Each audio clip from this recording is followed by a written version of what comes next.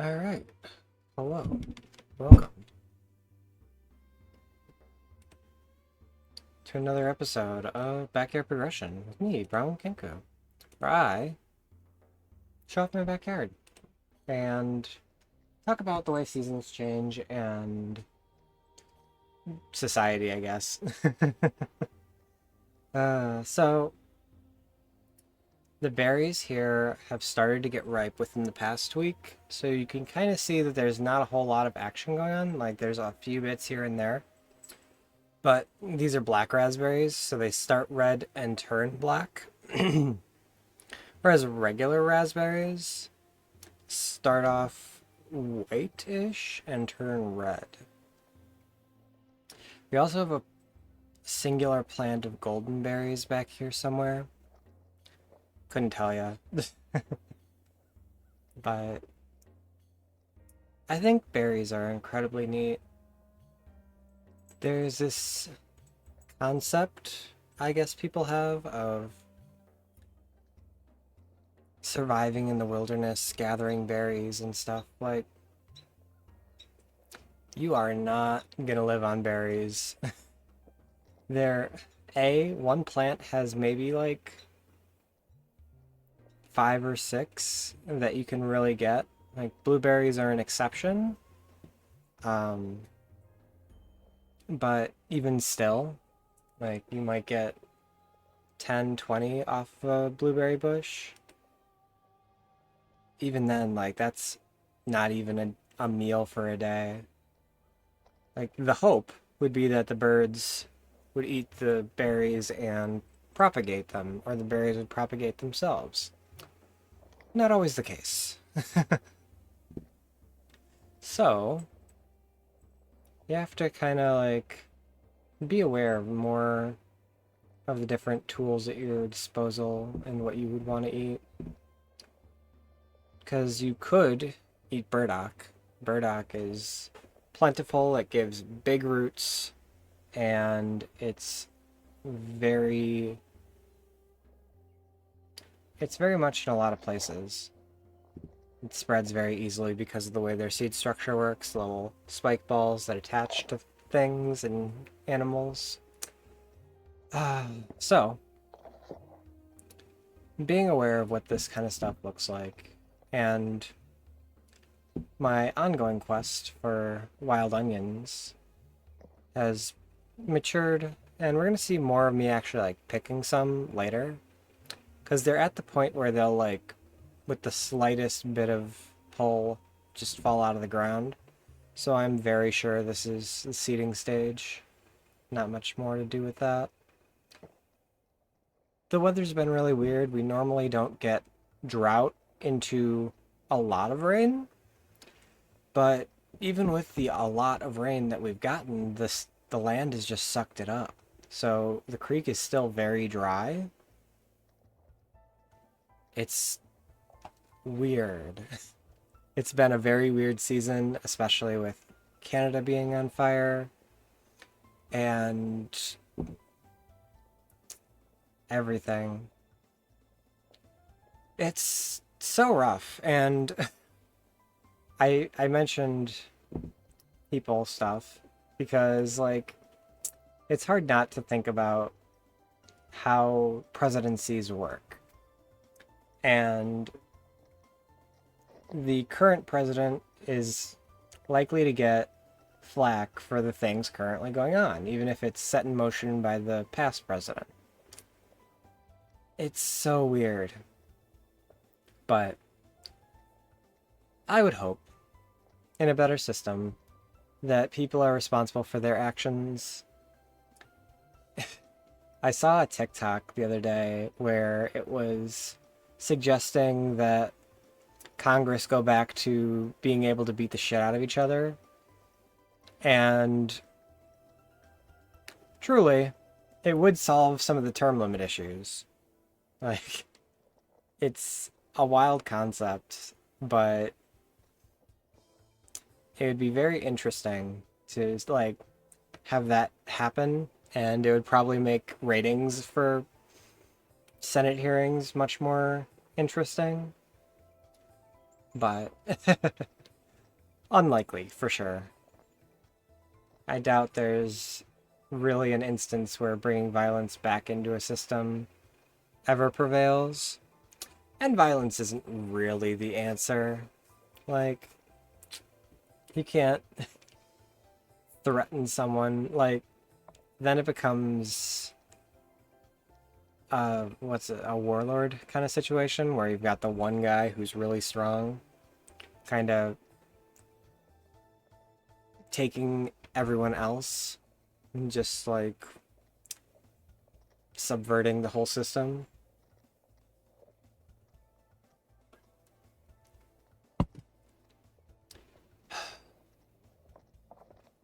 It sucks to say that violence is sometimes the answer. And people don't quite understand. But we live in a society with Nazis and people who don't think other people should exist. So sometimes violence is the answer. Like, it's. You have to be able to defend yourself in some very direct ways sometimes. When there is no reasoning, violence prevails. And it's unfortunate. Which comes through in a lot of video games, which is unfortunate in its own way. Like, D&D is one of the weirdest situations because, for the most part, you're dealing with a lot of sentient creatures. So, you, in theory, should be able to reason with them. But there's this expectation because of video games that, you know, you want to fight things consistently, get loot, upgrade your stuff, all that jazz. But moreover, it could just be diplomatic. Uh, Again, TikTok thing. If you only reward combat experience, you end up with stuff like stuff should be flavored that way. Where having a wizard's guild or something along those lines, or any guild, and just say, oh yeah, go beat up a whole bunch of shit. That's how you become a better singer. That's how you become a better wizard. Like, okay. I mean, in the concept of the game, it's correct though.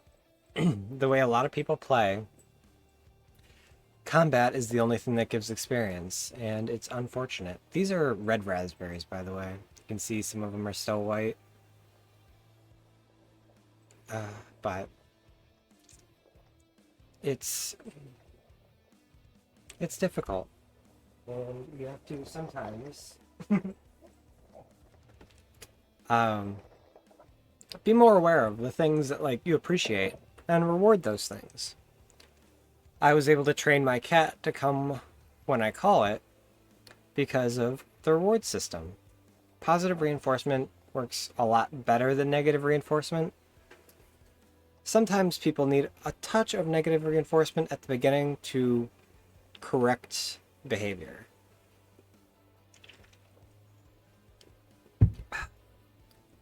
A lot of the time, though, if you are too heavy on the rod, as it were, you'll just teach fear. you'll teach people to not get caught. It's it's a fine line, like cheating. If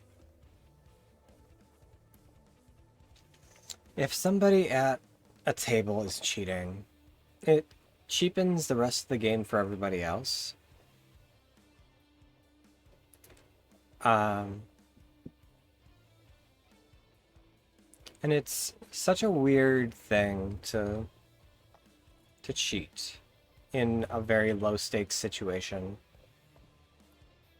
And I feel like sometimes that's practice. Like when I used to play Yu-Gi-Oh specifically, but trading card games, it's very easy to cheat.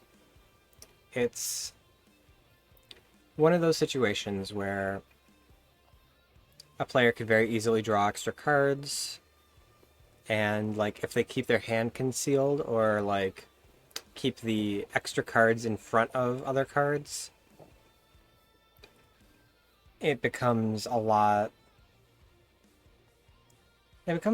like, because you've got your own strategy, you're doing your own things, you're looking at your cards, making sure they work correctly, trying to figure out your combos, and then they can just be like, whoop, extra card. And if they hold it in such a way where you can't see it, like it still looks like they have the same amount of cards, it becomes very different. Shuffling around like traps and stuff, like if they drew a better trap, like, oh yeah, I was just checking this one, and like they palm a card and then pull the new one, which a lot of magicians do as like their thing. That whole pick a card, any card situation is just them palming that card. Like, that's the card, put it on top, they palm it, they shuffle, then doesn't matter where, like, the trick is that they've got it in their palm. Like, it's so. It's such a dumb trick when you know what the answer is.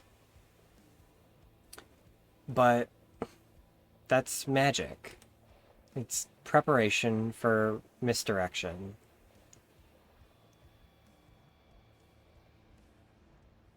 It's fantastic. It's enjoyable. Like, it is the one instance where being lied to is very entertaining from a professional. I don't know. It's it's hard for so many people in situations, to be honest, because we have a lot of societal factors that are attacking us. Like, when you're told you're not very attractive throughout your entire life, you smell all these like negative aspects. It's such a power move to be like, hey, I'm attractive, I'm interesting, I'm worthwhile. You know, it's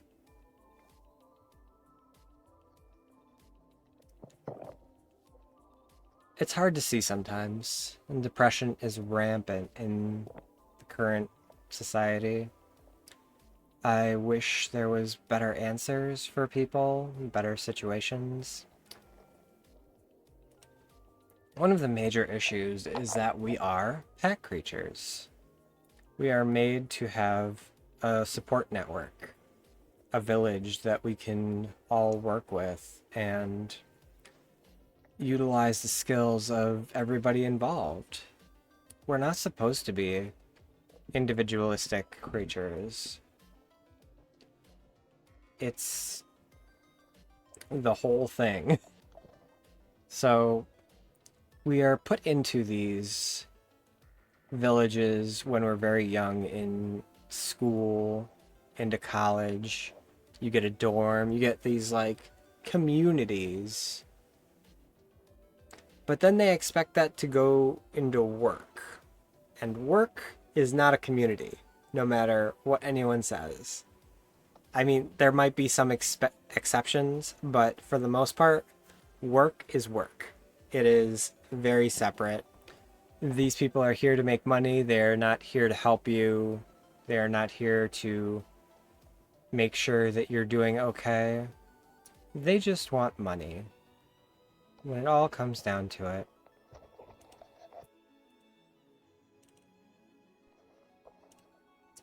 And moreover,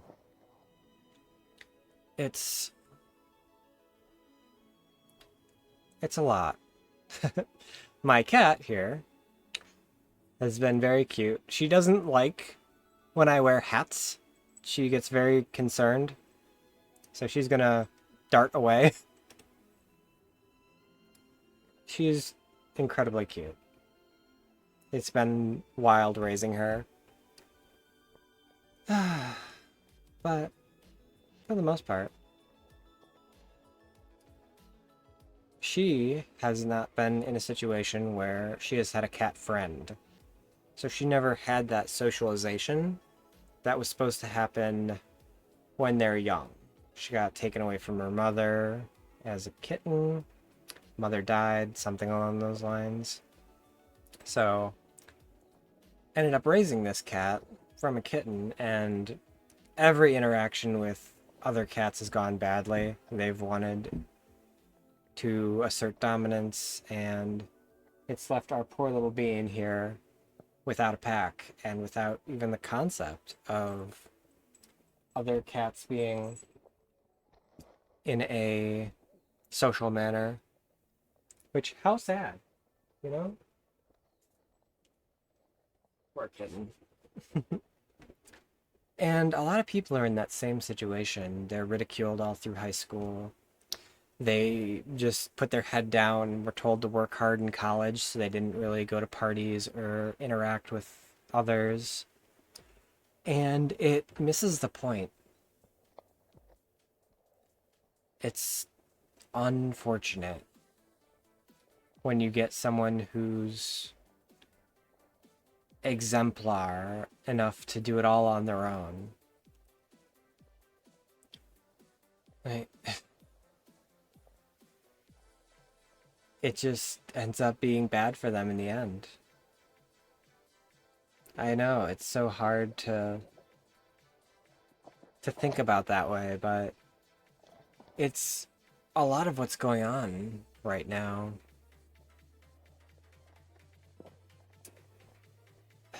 School learning after the fact that school and college are supposed to be a social experience. You're supposed to make friends. You're supposed to, in theory, have friends to carry through for at least some of the rest of your life. It's unfortunate when that doesn't happen. I hope others don't fall into the trap that I did, is all I can say. It's dumb that things are the way they are. That's what we're expected to do. And without that, if you don't, there's nothing left for you when you get into society. There's very few places where you can find community.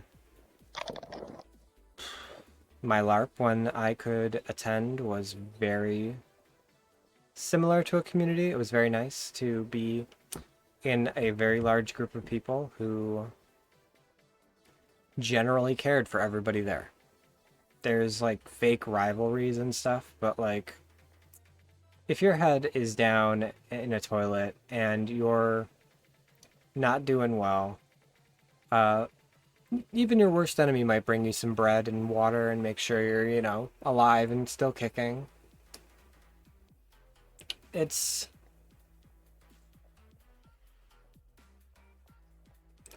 hard. And I wish life could be more of a community-based situation. so many of us don't know. Oh yeah, it was a little froggy. And the water was so clear. Meh. But uh, it's it's wild. I think it would help a lot of people and a lot of things. Streaming is an attempt at community. It doesn't always go well, and you don't always find the people who are, the best for you.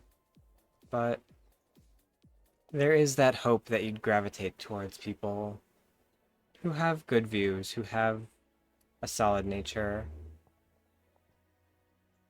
It's I don't know. In being a moderator, it's also trying to make sure things stay on the level, like give people that negative reinforcement of like, hey, we don't do that here. That's not okay. Find something else. Say that a different way, because maybe we're misunderstanding. And then there's just cultural differences. The word cunt is very acceptable in a lot of places. And for the most part, I think it's one of the few variations on vagina that doesn't directly relate to the male. So like there's different versions of it that are like a sheath or reference to being a spot for the other bits, but it's unfortunate that it doesn't stand on its own except for the C word.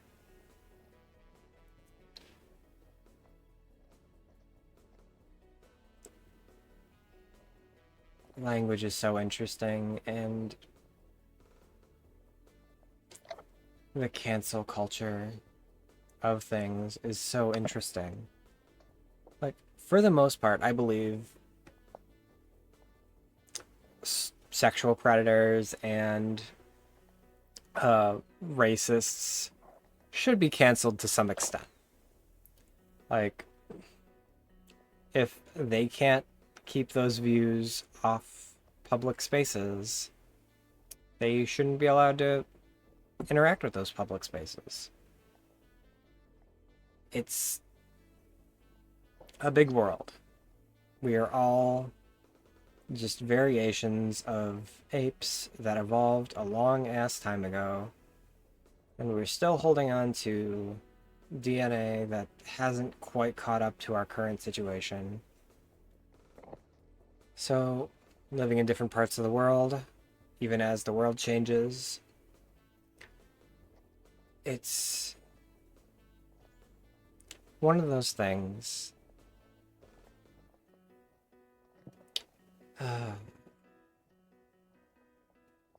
It makes you wonder, like, if, say, Maine broke off and started drifting, like, would it still be a state? Like, Hawaii's a state, so there's that precedent, but it's weird if it just wandered around till it found its way, like, I don't know. Just global politics is so weird.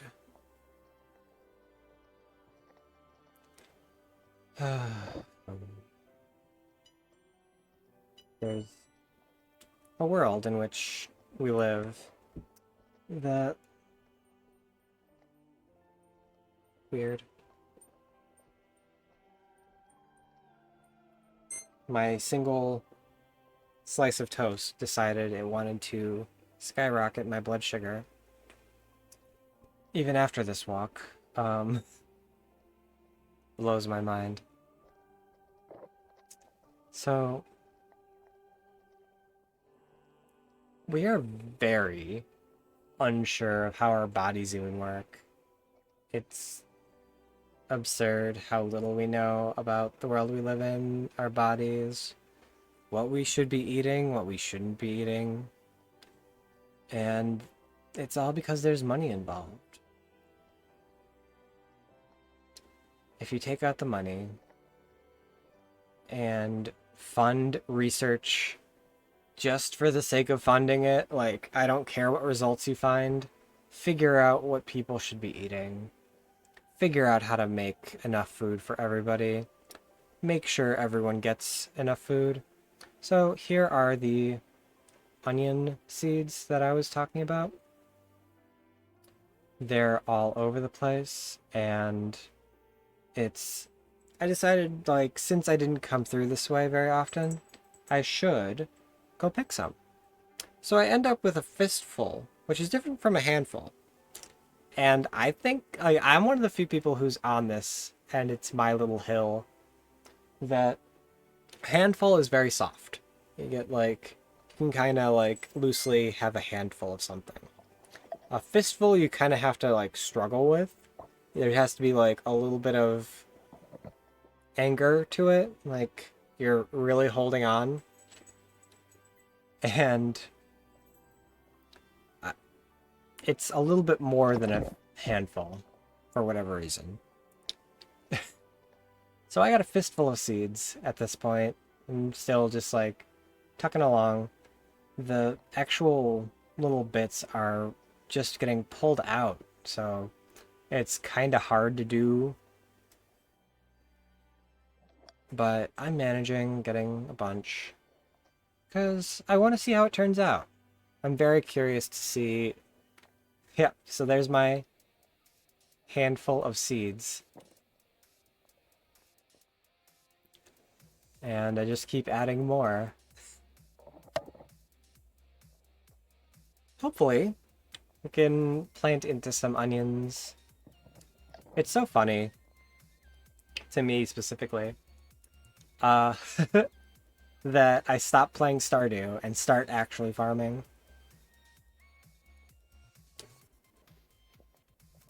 Update, my garlic has one bud that's ready to seed, so that's good. I'm excited for that to do well. We will see how that turns out later. But that's part of the trick of farming, is it's long term. You can't rely on it. Like, once you're in a cycle of farming, you're good, in theory, if you're farming enough. Like, the concept is that you're eating last year's harvest. Hopefully, you've properly preserved, pickled, canned, salted, and just have a root cellar that, effectively works. Because otherwise, you have a bad harvest, you have a bad year, and suddenly things aren't looking so hot.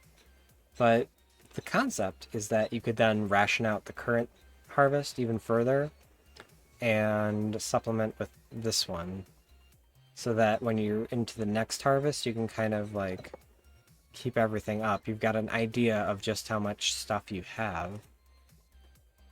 And that used to be how money worked. So you would like look at your paycheck, you'd say, okay, I've got this much money, this is what bills cost, and you can kind of gauge your income. So you'd figure out, like, okay, so I have to set aside this much for bills, this much for food, utilities, all that jazz. And then I have this much left over for personal spending. That personal spending is in the negative for a lot of people because everything is very expensive right now. It's kind of wild.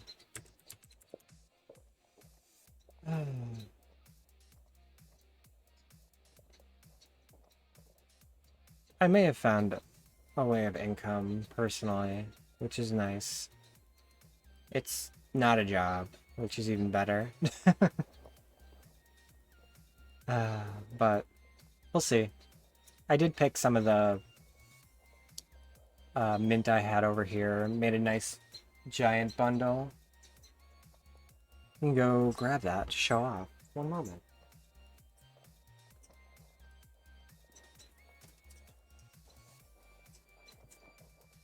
So, this is how big that mint is. It is, you know, very large.